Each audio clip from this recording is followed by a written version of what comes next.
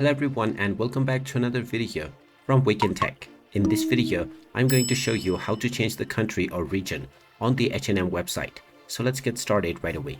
First of all, open up your web browser and then in the address bar type in hm.com and press enter. You will now be taken into the official H&M website. When you are taken into this website, you will directly be asked to change your country or region. If you don't get this menu and you directly end up within the homepage, then scroll all the way down and you will see your current region at the very bottom. Go ahead and click on it, and now you can choose your shipping location.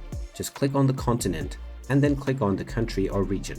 Once you click on the country, you will be taken into the store website for this chosen country.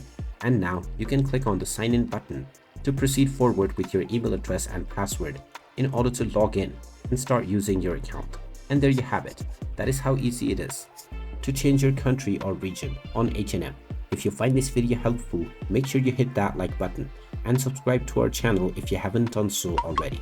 Also ring that notification bell to never miss another update from us. Thank you for watching and I will see you again in the next video.